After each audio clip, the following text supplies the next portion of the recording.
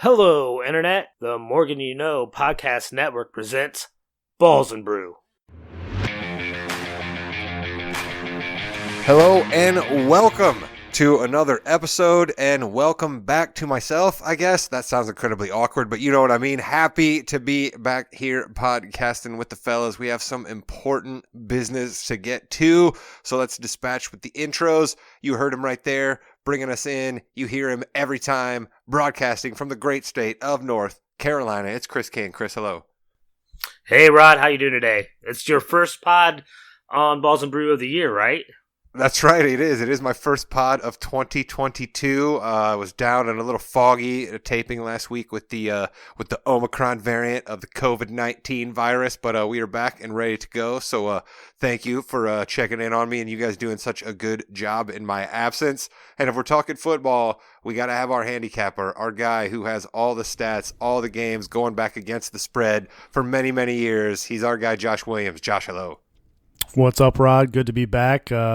Nice to hear your voice again, and let's get into some playoff football.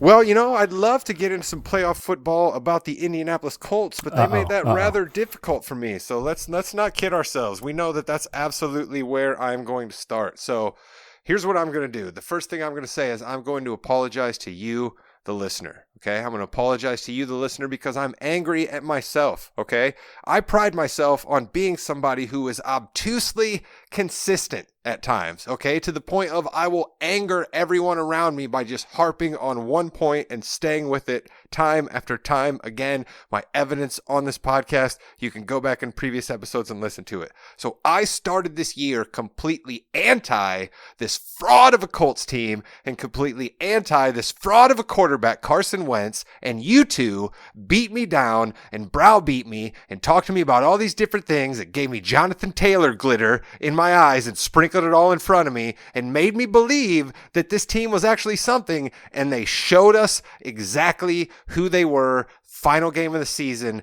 Carson Wentz stepped out onto that stage naked for everybody to see, played completely terrible. They were coached completely terrible. They seemed to have absolute zero effort. I mean, oh my goodness. I was so angry at the Colts and also happy that I did not have to be on the podcast before that debacle predicting they would walk into the playoffs, because of course, they did not. Chris, you're a Colts fan. I'm sure you were probably just about as angry as I was. How can you give Jonathan Taylor 15 carries and that's it?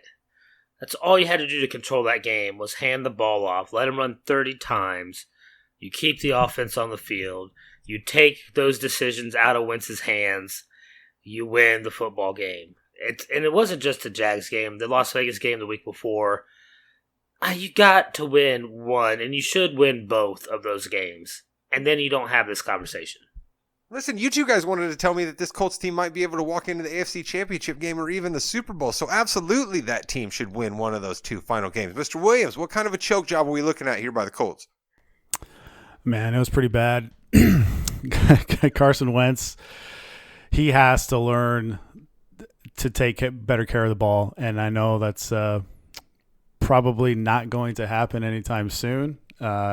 This is recency bias here, so we're coming off one of the worst performances he's ever had. But that's the thing, is that it's got to be so frustrating as a Colts fan, because you don't need him to be like this top-level quarterback that he can be in some stretches. You just need him to be like, you can actually have him be slightly below average, and this Colts team is good enough to make the playoffs and make a run. Once you're in the playoffs, you can make a run because everything is so wide open this year. But I know he just totally shot them in the foot. All he needed to be was Alex Smith. Yeah. That's all. And Alex Smith, a good game manager, and Alex Smith would have won us those games.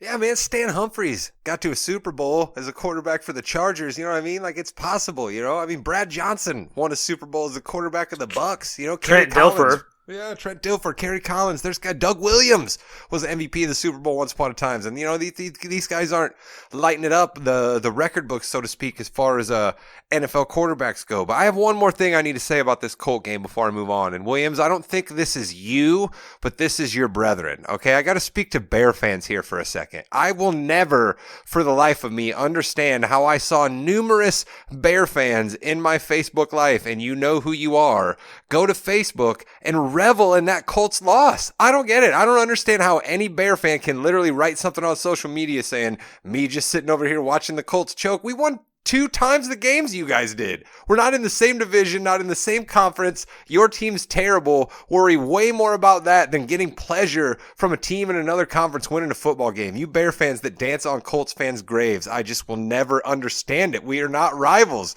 We don't matter in each other's football lives very often unless we happen to meet in the Super Bowl. What's the deal with the hatred, Mr. Williams?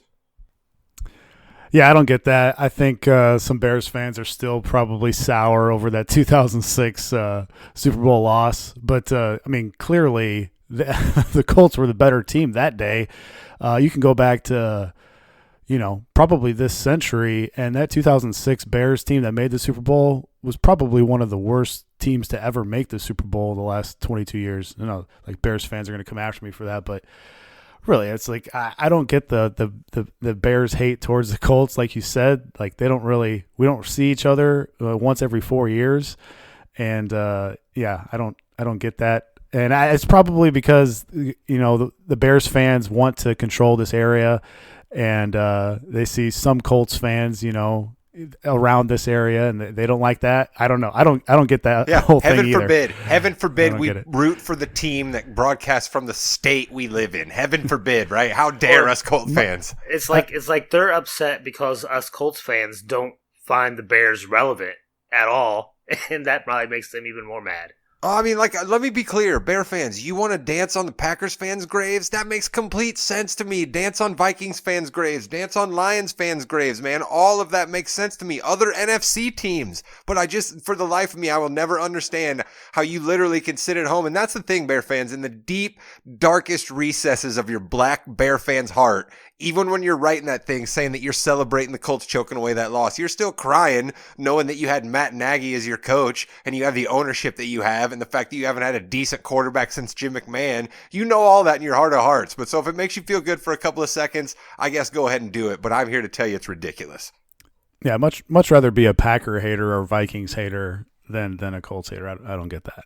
All right. Well, that's. I'm done yelling and screaming about the Colts. Let's move on to the other big part of the NFL calendar that doesn't involve the playoffs once the regular season is over, and that is Black Monday. Now, real quickly, I will say let's not forget about the Jacksonville Jaguars and the Las Vegas Raiders, who have already gotten rid of their coaches. But between Monday and now taping on Thursday, Mr. Williams, tell us the folks who went ahead and lost their jobs.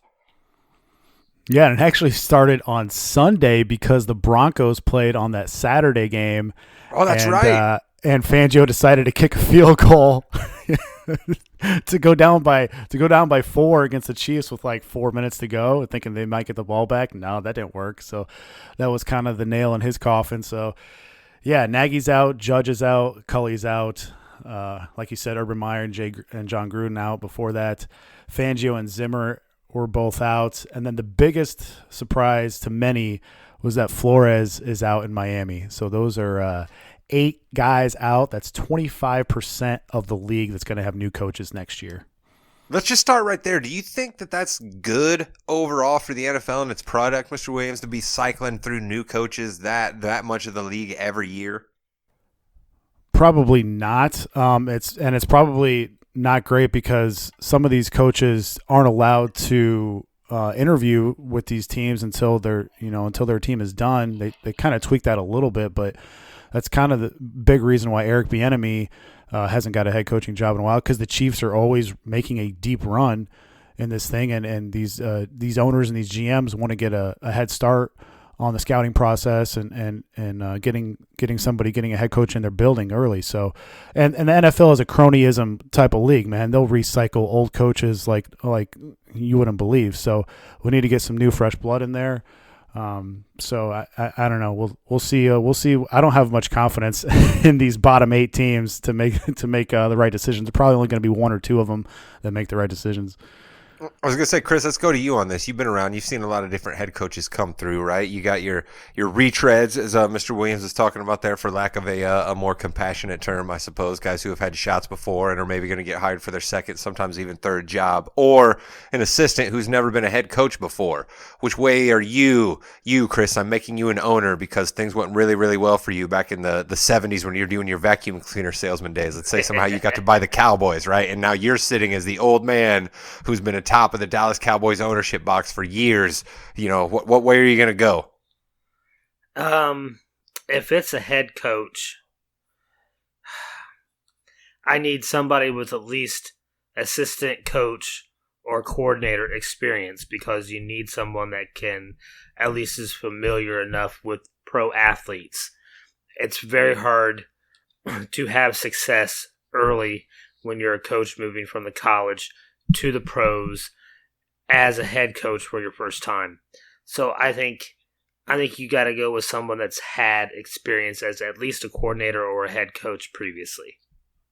I like that. That's a good thought. Mr. Williams, I'm going to pin you down here. You said that maybe only 25% of these upcoming hires are going to work out. Let me pin you down. If you had to pick 2 of the jobs that you think may get it right, may end up with decent coaches, and next year turn it around a little bit, which 2 would you put your money on? Oh, man. That is a really tough question because I don't trust most of these ownerships. Like if I'm the Vikings, man, I know things haven't been great with Zimmer, but I mean, like, the Vikings aren't terribly usually a terrible franchise, right? You got many different iterations of the Vikings that are pretty good teams. Yeah, and they got rid of their GM too, so they're totally cleaning house.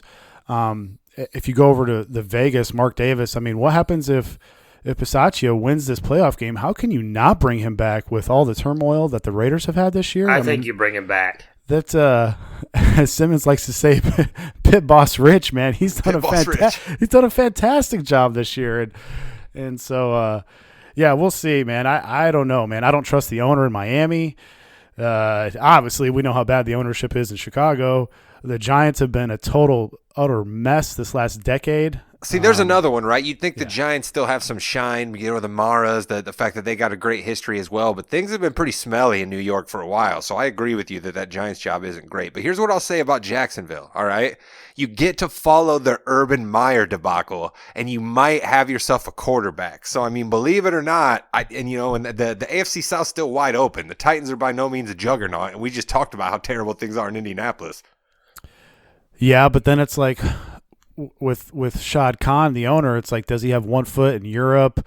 The fans down there had clown costumes on for that last game against Indy. It's gotten weird down there in Jacksonville too, man. So I don't know. It's Jacksonville, man. Of course it's weird down there. Yeah, I don't know if I trust anybody, man. You're probably right. I probably trust Minnesota the most out of those 8 teams. All right. Well, we have a special guest joining us now. He produces this podcast always. He was a little bit delayed. Now he's here with us. Jimmy, we're discussing Black Monday, and your Bears are coming up. So why don't you say hello to all of us and tell us where you want the Bears to go as far as coach wise? Well, it's very nice to be here. Thanks for having me on here. Yeah, Black Monday, Black Tuesday, Black Wednesday, Black Thursday as well. A lot of coaches being fired left and right. I like Daboll from the Buffalo Bills. Wow, Jimmy just comes right out with it. Yeah, I love it, Jimmy. I think I like that. I like Bieniemy as well. They've been coordinators, play callers for quite some time. I like Chris. That a there lot. You go, speaking your language. Like that a lot. I don't, Harbaugh. Whatever. I mean, if you can get Harbaugh, you bring Harbaugh in, I think, but I don't think you're going to get him. I will tell you one thing. Who's got it better than us, Jimmy? Who's got it better than us? Huh? Jimmy? They're hiring Doug Peterson. Just going to let you know that right now, and it's going to be horrible. Oh, there you go, Mr. Williams. I didn't ask you. Who do you want your Bears to hire? I'm with Jimmy, man. I'm good with Daboll, Bieniemy. I wouldn't be even opposed to Brian Flores. I would like an offensive coach, but Brian Flores, man, he's going to get a job really quick. I mean, he won 10 games with that Miami team last year. He won 8 out of 9 late in the year this year with Tua as his quarterback. He won 4 games with that team that was just bringing dudes off the street. Yeah, and also this goes unnoticed that he's 4-2 against Belichick in his career. You can say all you want about small sample size. If you play 3 games against Bill Belichick and you have a winning record, that grabs my attention. Yeah, you usually don't get more chances than that. Yeah, exactly. So I don't think that team is PFF's worst offensive line last year, and that was brought in by the GM. And the owner and the GM are kind of pow over there. They didn't see eye to eye with Flores, so they kicked him to the street. See, but now wait a minute, Mr. Williams. That's one way to put it. But Chris, I'm going to go to you on this because you and Wu-Tang are big fans of organizational harmony here, right?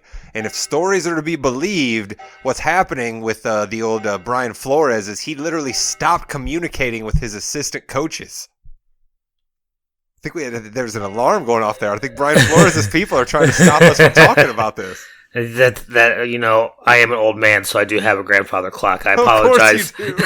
Of course. I apologize, awesome. Jimmy. You really do, don't you? Oh, okay. Yeah. So. But anyway, so yeah, Flores was literally not communicating with the owner. Some of his assistant coaches said they were sort of left in the dark as to what the game plan was going to be. I mean, Mr. Williams is right in that the GM of that team has been around the Dolphins organization for over 20 years. How many different head coaches has that guy seen? That guy's seen different owners, for goodness sake. So he's clearly a survivor, but I think Flores might be a little bit to blame here. And if you're an owner, do you want a head coach that's going to be that headstrong and not communicate with you? No, because that GM has, for lack of a better word, tenure in that organization. He remembers the Shula days, for Pete's sake. So, and that's what they need. And they Flores kind of, if all that is true, he kind of dug his own grave, unfortunately, because he did have success there. Then again, maybe it wasn't so much his success as it was his coordinator's success. Maybe they were calling the right plays. Maybe they were putting in the right schemes. Since he wasn't communicating with everybody, who knows? Well, what I want to see, this is what I want to see now. I want to see the Bears hire their head coach, and I want to see the press conference open with Chris Berman, who's paid a special guest appearance to appear and introduce the new Bears head coach with a big, huge, only way Boomer can, Eric sleeping with Bieniemy. That's what I want to see out of Chicago. I actually think that would be a good pick as well. And the Bears are known for their upbeat and awesome press conferences, especially at the end of the year. So I'm sure they would go ahead and do that. That would be great. All right, well, there we go. So we're not going to sit here and pick because I could care less who the Texans are going to hire. I could care less who the Giants are going to hire. Flores, we think, is going to get a job. Do we think Zimmer may get recycled? Because remember, Minnesota was his first job, and there were some pretty good years in Minnesota. Do you think Zimmer gets recycled, Mr. Williams? I think it may take a year, and he may come back as a DC. Sounded like he kind of lost the locker room there with his stubbornness and how he handled the backup quarterback situation was pretty funny. But I think Zimmer, he was well respected in Cincinnati, but he's one of those guys where his message might go stale, after 5 or 6 years. So we'll see. I think he takes a year off, and then, but who knows? I've heard he's a workaholic, so maybe he jumps right back into a DC. So we'll see. There we go. If you give me money that any one of these guys that we just talked about getting fired might get rehired, Flores is clearly at the top of that list. But I'd say if Zimmer decides he wants to work, somebody might be. I mean, because honestly, who wants the Houston job right now? What good's going on down there? Why in the world wouldn't Zimmer go down there and just beat the hell out of some kids for another year and a half? Davis Mills, baby.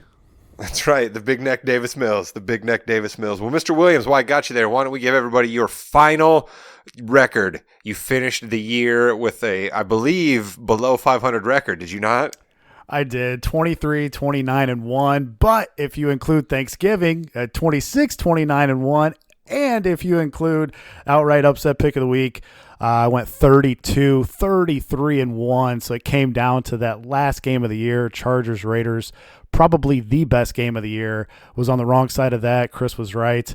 Man, what a game that was. But, finished. If you combine everything up, one game under. So not good. Yeah, we forgot to mention that. Thanks to the Raiders and the Chargers, by the way, for not tying and giving us the Pittsburgh Steelers in the playoffs. My goodness, Chris, you're a former Pittsburgh resident. I know you were excited to see Ben roll his old crusted bones into the playoffs. Oh, God. I never have I wanted to see a tie so much in a game, that was American-based. That was American. That's right. You're such a huge European soccer fan. Jimmy, leave it to Chris to throw in some European soccer into the NFL playoff preview. We got a little bit of everything from Chris today, haven't we? Yeah, that's right. That's what you get from the old man. But Jimmy, let's go to you real quick. We opened with the Colts. I know you live down there in Indianapolis. You're more of a Bear fan, but you had to have some thoughts on the way that Colt game went down real quick before we move to the playoffs. I would do what Irsay did. I'd bring both guys in and look at him and say, "What the f?" Like how it's so weird. The Colts are a pretty cohesive unit, and they just laid down and died. Wentz for, more than he possibly could, and they are a team right now that was on a really big high, and now they need to figure out who's going to be quarterbacking next year, because I don't think it's going to be Wentz. It better not be two. We didn't mention that much when we talked about it to open this podcast, but if the Colts organization trucks two back out there at quarterback, Ballard and Reich really need to have themselves evaluated. I figured you'd still be yelling about it. Where's the new talent going to come from, though? It's not like there's Green Bay, Wisconsin. Wow. Whoa. I don't know that the Colts are going to pull off a trade for the diva. But they did give away a bunch to get Buckner, and that worked out. But I just think there's like things shake out weirdly. Like you could see somebody else who's you could see Jimmy Garoppolo end up in Indianapolis. Yeah. Oh no. Like we'll take We'll take Foles, right? Truck Foles out there one more time. We'll take Foles. Give me Foles over what we just You saw are to Carson desperate, Wentz. dude. Can we bring the Bolo tie back out of retirement? Williams, what does Rivers want to do? Does he want to play anymore? God, I'd rather have Foles than Rivers. I think Foles has more upside. Is Curtis Painter still available? Is that Foles' whole life now is just cleaning up Carson Wentz's mess? Hey, why not? Why He's not? He's going to follow behind him everywhere for the rest of his career. What's the Red Rifle doing? Does he want to come down to Indy? No redheads. We don't want the Red Rifle? What about Marcus Mariota? That's actually one that I've heard Mr. Williams. That one's a little bit more serious. What about the Raiders? Do you think the Raiders might let Mariota go? A little West Coast Frank Reich kind of deal? That might actually work out. Listen, I think there's going to be a lot of quarterbacks moved in the offseason. We've seen a lot of good backups. Minshew. What's Minshew gonna do? Oh my goodness! Oh, Mariota's wow. Mariota's respectable. Foles, I'm telling you, Foles with a good offensive line he's still got some game left. Yeah, there's quite a few that the Colts could go to. Minshew to the Colts, Williams. You have just given me a purpose leading up until the beginning of next regular season. What are you gonna do about the $15 million still left on Wentz's contract for this next year? Have you ever heard of GoFundMe? Come on, there's a lot of people in the state of Indiana. Let's go. We'll get a GoFundMe together to cover that for Irsay. I think they run it back with Wentz one more year. Oh man, come on, give me the stash. All right, we're not going to talk about the Colts anymore. We're not going to talk about the Colts anymore. Chris, you fared a little bit better in the in your props record. Mr. Williams had to do a little bit of a creative accounting there to get himself to almost 500. But you, my friend, this is not creative accounting. This is your record. It was what? I ended the year 22-21. I had a good week last week. I went 3-0. I was right on Cooper Kupp getting under his 136.5. I was right on the Jets Bills under 21, barely. That was 20 points. And then, of course, I won the Carson Wentz under 213 yards passing. So that put me over. That was taking candy from a baby. I can't believe they even let you make that bet. Well, what I told him is I wanted to see Jonathan Taylor get 30 carries and Carson Wentz go 7 for 10 and 75 yards, but... All right. Well, I'm told you have one prop that you like that we'll have that you'll make as an actual play. And Mr. Williams, you have one pick. What day does your pick come from, Mr. Williams? Yeah, it's in the first game. Ah, nice. All right. Well, then let's just start there. Then we'll touch on all the other games after this, and then Chris, you let us know what your prop is. But let's go with the first game, and we'll get all of our quick little thoughts here, and then we'll just we'll wrap this thing up. First game is what? Yeah, Raiders at Cincy, and this is a terrible situational spot for the Raiders, but I'm going to take them plus 5.5 against Cincy. This is I'm going to start off with an extremely sad note here. The last time these two met in the playoffs was the last time any of us saw the great Bo Jackson play a football game. Wow, that's a great stat. Wow. Yeah, I still remember watching him streaking down that far sideline in the old LA Coliseum. Man, if the youngsters out there have never seen Bo Jackson play, please go to YouTube and check him out. He was absolutely fantastic. Listen, Chris saw him play in college. That's how old Chris is. Chris was on the sidelines moving the chains. I watched him play. I watched him play baseball and run track in the same spring season in college. Even like that's how much of an athlete he was. They didn't care. They let him play 2 spring sports. There we go, Bo Jackson. You didn't think he was coming up on this NFL playoff preview, did you? That's good stuff, Mr. Williams. Shout out Old Tecmo Bowl. So yeah, there's like 3 trends or models here that are pointing towards the Raiders here.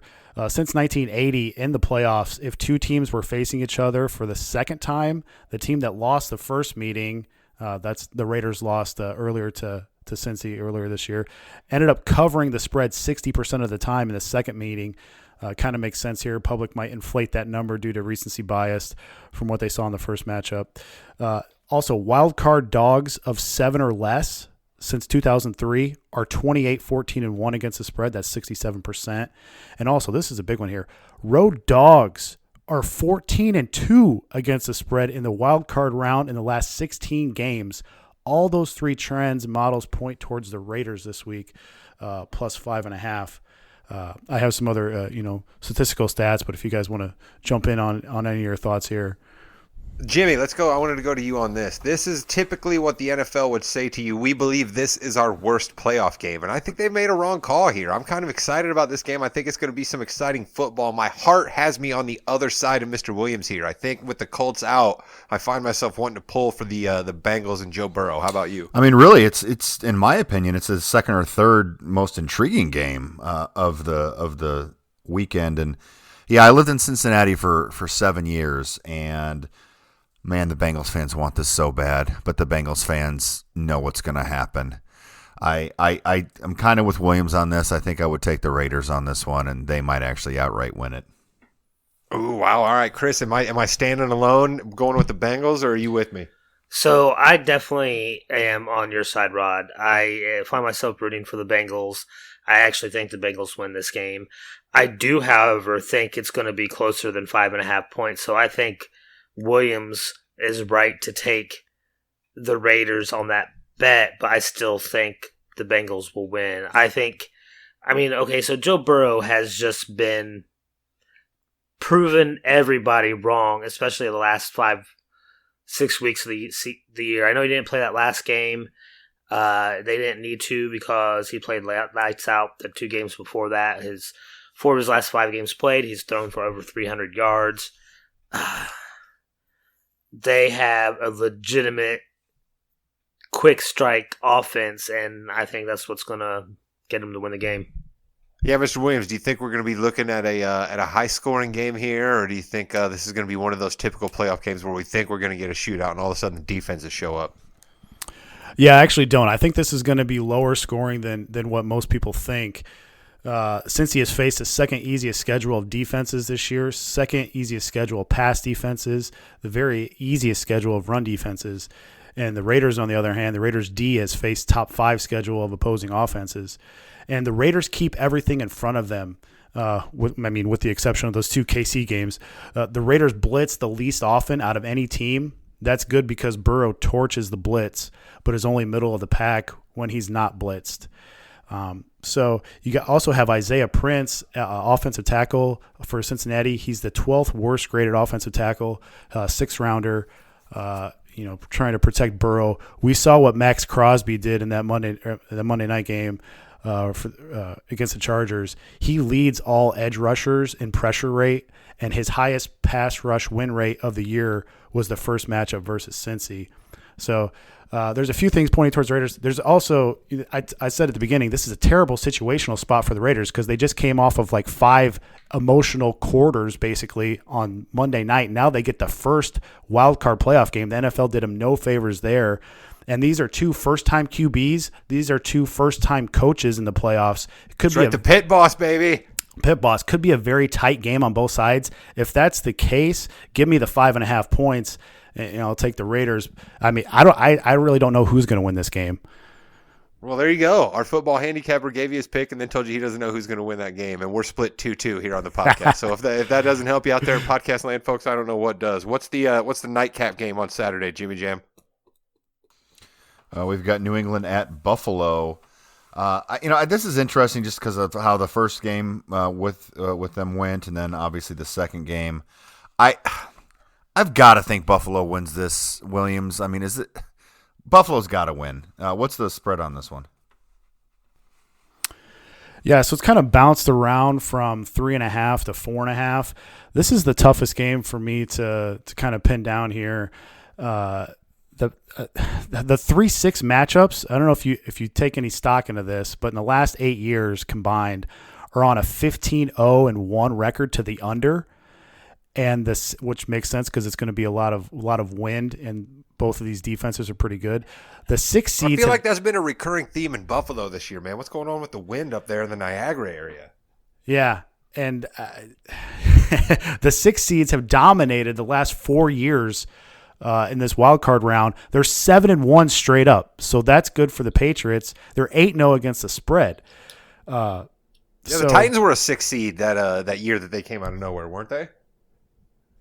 Maybe that could be right. 14 divisional matchups in the playoffs since 2003. The road teams are 11-3 against the spread and 8-6 straight up. So that's also advantage New England there. But there's one like striking resemblance that the Bills have to the 1999 Rams. This is kind of weird. Teams that won at least 11 games in a season but lost all their games within 7 points. There's 2 on the list. It's the 1999 Super Bowl winning Rams and this year's Buffalo Bills. Really? How about that? That's an interesting stat. I give some stock to that. Some tried and true, being in the playoffs a couple of years in a row. Chris, what are you thinking about with this game? I really just want the Bills to win because I hate the Patriots. Is that too much to ask? I like that. That's definitely my sentiment as well. But I'm going to pin you down. So who do you think's going to win? I think the Patriots will win because they hate me. I as well. I picked the Patriots as well. Jimmy, where are you going? I've got the Bills in this one, so sorry, Bills fans. Williams, is it going to be 3-1 or are we going 2-2 again? I know all the trends kind of sound towards the Patriots. I think the Bills pull this out. Nice. There you go, folks. Again, we're doing lots of help for you in podcast land, splitting 2-2 on each of the games. Those are the Saturday playoff games. Mr. King, does your prop bet for the weekend come out of Sunday, or are you going to wait till Monday for your prop? No, so the prop bet is for the total round of the playoffs. It's a full playoff, and we already talked about him, so we'll just bring him up now. Oh wait, there's probably 3 games each day, isn't there? Or wait, how do the games break down? Is it 3 games on Sunday? It's 2 on Saturday, 3 and 1. 2, 3, and 1. Okay, all right. So I was right. Okay, so we're moving on to Sunday. All right. So then, what's the first game on Sunday, Josh? Josh, yeah. I never call you Josh. Who's that? We've got Philly at Tampa, and this is another wind game. They put Brady in the afternoon. That has to be because they're playing Philly, right? Yeah, you would think. Man, side note, God, this is kind of sad, man. Like the NFC pairings, I wish would have been totally different, man. I wish we could have got San Fran at Zona and the Rams at Dallas instead of what we got. I like Niners Cowboys though. I think that's gonna be a good game. That's a great game, but I wish that's not a wild card game. That should have been like a divisional matchup game. So yeah. But yeah, getting back to this game, Philly at Tampa. There's supposed to be nasty rain here. 70% chance of some nasty rain with 23-mile-an-hour winds, gust into the 30s. That's why we've seen the total in this game drop by 4 points. It's went from 49.5 down to 45.5. But listen to this. Brady, when there is double-digit mile-per-hour wind affecting a game, Brady is 50, 28, and 3 against the spread, 64%. So did you get that stat from Jim Cantori? That's an unbelievable stat there. I know everybody. Oh, that's good. I just, I know everybody is going to side, towards like Philly having a chance if it's really bad weather. But I don't know, man. A lot of short, quick dump off passes from Brady to Fournette to Gronk to Cameron Brate. I can see that in the future in the 1:00 game on Sunday. O.J. Howard has been somebody who in draft circles was supposed to be a big-time player for the Bucs and hasn't really worked out. I can just totally see O.J. Howard scoring 2 touchdowns in this game on Sunday. And like you said, Brady just constantly work into those tight ends because, Chris, much the same way you talked about Belichick and hating the Patriots, I'm sure you have a little bit of that residual feel for the old Golden Boy and how many times he beat our Colts. Yeah. I mean, I'm not a huge Tom Brady fan, but since he plays in Tampa Bay, I hate the Eagles more as a Cowboys fan, so I think the Bucs are going to win, of course, and I hope they do it pretty drastically. All right, Jimmy, are you on the side of the Dirty Birds here, thinking they could shock the world again? Wait, the Dirty Birds are the Falcons, but the Eagles are at least birds. You really confused me there for a second. I'm like, okay, did I miss something completely? No, it's Tom Brady. Yeah, I mean, betting against the Golden Boy is probably not good, so I'd put us there. So I guess, does that mean we're all four of us now here for the Bucs? So that's probably not good for Bucs fans. Not at all. No, we're definitely having the Eagles go to the second round. And so then the middle of the afternoon game is the Cowboys 49ers game, right? And that's also the game that's on Nickelodeon? Correct. Yeah, the old slime time game, man. How about that? Could you imagine John Madden? Shout out to John Madden. Could you imagine him and Pat Summerall doing the game on Nickelodeon and Madden doing his thing, explaining how somebody getting slimed on the sidelines? Come on, Mr. Williams. That's a good time. Oh, that's good stuff there. See, what you got here is you got some green slime, and yeah, it's fantastic. I think Romo is doing this game. And first of all, man, they have 2 different commentaries, right? Don't Romo and Nance do the CBS version, and then last year it was like Burleson and like 2 other people did the Nickelodeon version, I think. Right.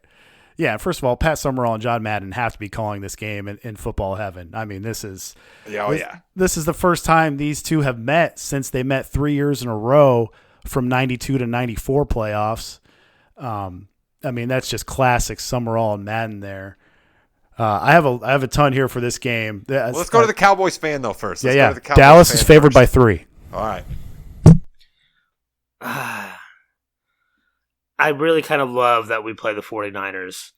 And it does. It brings back a lot of memories, a lot of hatred that I have for the 49ers. A lot of talk about Merton Hanks, right? A lot of Ken Norton Jr. Steve Young. Jerry Rice. We had Troy and Emmett and Michael and that Ricky Waters. D. Okay, but so this Cowboys team is quite a bit different. And there's a little bit of Dr. Jekyll and Mr. Hyde. I really hope that our guys are healthy, we play smart, and if we don't turn the ball over, I think we win this game. I think we probably win it by a touchdown if we are smart. But man, does playing San Francisco also make me nervous because they do have a history of beating us, going all the way back to 1982 in the catch. So like, it's not like it's just in the 90s either. So thanks for the 80s reference, Grandpa. Always appreciate it. You're welcome. You can take us back there. Jimmy, is Dr. Jekyll or Mr. Hyde the bad one? I can never remember. And which one of those is Mike McCarthy? Well, if you really want to think about it, both probably have a little good and bad with it. But he's got to be Dr. Jekyll in this one because he's kind of crazy. He doesn't know everything that's going around. He can't hold anything in. He's just got to let it out and mess up a lot. So if I'm a Cowboys fan, this is the one team I did not want to see. Well, Mr. Williams, I know you wanted to see this team in the playoffs because we release you from your embargo of talking about this team. So you think there's got to be a distinct coaching advantage in this game, right? Yeah, no doubt. And I mean, this is why I love that we're going to get this game, but these are 2 teams that I really like. Like these are 2 really good teams, whereas the Rams and Cardinals right now, they're trending downward. And so I'd rather have these 2 teams play those other 2 teams so they can advance. But it wasn't like that. So yeah, some good notes for the Cowboys here. Dallas is 4th in pressure rate with the lowest blitz rate of any team in the top 6. And Jimmy G's passer rating when under pressure, 29.2 per PFF. That's the worst out of 40 qualified passers. and Dallas plays man at one of the highest rates in the league. San Fran, one of the top teams versus zone in yards per attempt at over 10, but versus man, they're only averaging 7.9 yards per attempt. So those are some good stats for Dallas. Some bad ones here. This is where you want to back Shanahan. Shanahan as a road dog, 16-9 against the spread. Jimmy G, 13-4 against the spread, and 12-5 straight up as a dog in his career. That's like Teddy Two Gloves numbers there. Nice, a Teddy Two Gloves reference. I love it. Niners 7-0 when Jimmy G does not throw a pick. Like I said, he's really good versus cover 3. Really awful versus cover 1. Nobody plays more cover 1 than the Cowboys, but when they do play zone, they play cover 3. So this is kind of like a weird mix of, man, this is good for one team, this is bad for another team. This is a super intriguing game here. Both these teams play bottom 7 in situation neutral pace. So if it's a close game, I think it's going to be a slower pace game. And I think it's a better chance for this game to maybe be lower scoring than what most people think. Also, indoor unders in the playoffs the last 3 years are surprisingly 8-1. So I have a whole bunch of more other stats, but I'll let you guys jump in here. All right, well, I'll tell you what. I am going to just go ahead and put my pick out there because I don't have nearly as many numbers crunched thanks to foggy COVID brain. But I'm actually, believe it or not, going to go with the Cowboys in this game. I think that the 49ers sort of, God, this is a terrible term, but it's all I can come up with now. They shot their wad, so to speak, just to get to the playoffs, right? I think Dallas has kind of been coasting a little bit, knowing that they were going to get here. I think they have a coach who, yes, we like to poke fun, but he's been in a bunch of wars. I think that may actually prove big time coming down in a playoff game where it becomes nut crunching time. Goodness gracious, shot wad and nut crunching. Jimmy, take it from here. Yeah, I think I have to put a disclaimer on the podcast now. Thank you for that. I'm going to go San Francisco +3 here. I don't trust McCarthy at all.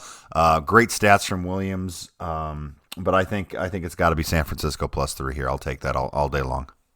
I don't know. I really don't know if San Francisco's defense if can keep up with Dallas's offense if it's running smooth. I mean, Dallas scored 535 points or something like that this year, some outrageous number. We've seen them put up 50 points more than any other team out there. It's crazy what they're able to do sometimes, and if they're on, you cannot stop that offense. We're going to definitely get some excited Tony Romo. Jim, don't you just love football? We're going to definitely get one of those. And Tony Romo's great. Yeah, he's fine. And then we have the Sunday night football game. We were joking about it earlier, but nothing quite like Al Michaels and Chris Collinsworth chopping it up about Ben Roethlisberger one last time. Chiefs v. Steelers. Williams, the Tomlin rah-rah spot. We get a chance to talk about it one last time in the playoffs because I don't even think the Steelers believe in the Steelers in this game. That's good. We'll circle back around to my Dallas San Fran pick later. But, yeah, Steelers, this is the largest dog of the wild card era ever, +12.5, and this is the largest amount of points Big Ben and Tomlin has ever received. That's when you think about that, that's kind of crazy. But, yeah, that's just I mean, this is another one where it's like, man, we have to see the corpse of Big Ben, and we don't get Herbert here against the Chiefs. That would have been so much more fun third time around. And there's not much here other than Tomlin says that we are going to change a bunch up here. And you normally don't get that from Tomlin pregame. Everyone's saying the Steelers have no chance. I think they try to muck this game up as much as possible. Because most people don't think they have a chance. Oh, yeah, this game's going to be way closer than we want it to be. Yeah. I don't have much on this game because this. Oh, no, this game's going to be ugly as heck. Jimmy, yeah. did you fall and hit your head and willing to come on here and say that the Steelers win this game? They're not going to win the game, but 12.5 points is a lot. I mean, is this a game, Rod, where they run the ball 45 times and don't let Big Ben play, throw the ball at all? But I think because Najee Harris can't score any fantasy points for me, Jim, that's a very distinct possibility. Yeah, I think so too, because everything is over, and now he's going to get his 4 touchdown game. So I am going to take KC minus the points, though. I don't see it happening. So sorry. Yeah, I'm KC. with you. Give me Mahomes as well. Give me the State Farm pitch man that I actually respect. Give me the Kansas City Chiefs. Chris, where are you going? So, Rod, my feelings towards Big Ben are much like the feelings you have towards Aaron Rodgers, maybe a little bit more. I want to see him get broken in half and the Steelers get pummeled and Kansas City trounce all over them. I want to see interceptions for touchdowns. I want to see sack, fumbles, turnovers. I want to see the Steelers just get laughed out of that stadium. You basically want to see Ben Roethlisberger as the knight from Monty Python and the Holy Grail who just keeps losing limbs. That's basically what you want to see. No, I just want to see. I don't want to see him. I have a little bit more respect for that night than what I do Big Ben. You do have that night on a T-shirt that says it's just a flesh wound. I do.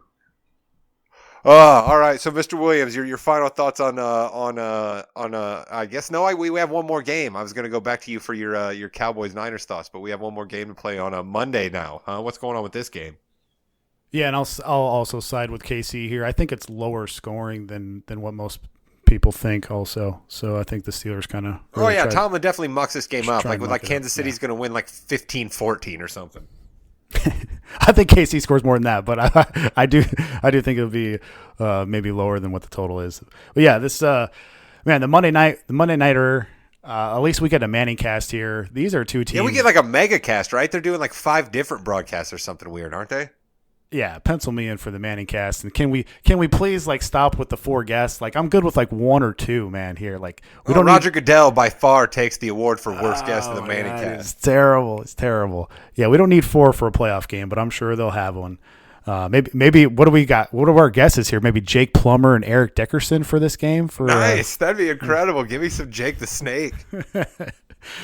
Yeah, so these are two teams. Give me Jake the Snake just talking about his time as a professional dodgeball player, though, which I believe he did for a couple years after he left the NFL. Yeah, that would be fun. Yeah, these are handball. Excuse me, not dodgeball, handball. I'm pretty sure you can look that up. I think Jake Plummer actually did play some handball after he stopped in the NFL. I think you're right. Yeah, these are two teams going in the wrong direction here. Like whoever wins this game, I'm totally fading next week because these teams are really limping to the finish line. There's honestly there's some good stats for Cliff here as a dog. Kingsbury's 18-7-2 as head coach of Zona as a dog in his career. He's 13-3-2 as a road dog. Those are all regular season games. I'm not putting any money on Cliff in the playoffs. Yeah, in his NFL career. This is another good stat for Zona, though. Zona's 8-1 straight up on the road this year. It's almost like they didn't even want to win the division, blowing that game against Seattle in Week 18. We're like, nah, we're good. We'll just play on the road. But check this out. Kingsbury's last 7 seasons, this is how his teams have finished.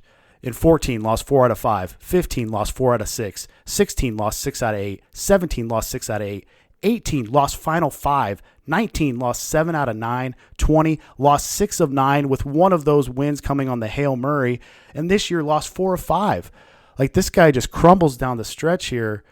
Man, I I don't know. These two teams are not going in the right direction here.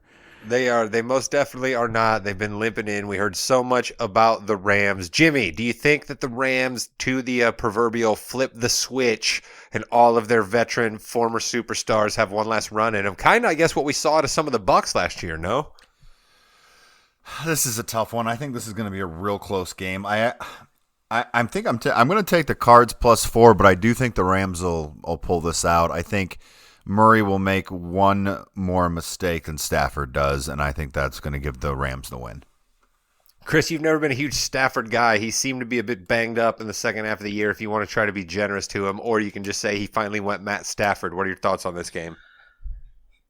I kind of believe in the Rams a little bit more than I do the Cardinals right now. Stafford's a gunslinger. I know Kyler Murray can make plays, but I still think Stafford and the Rams pull this out.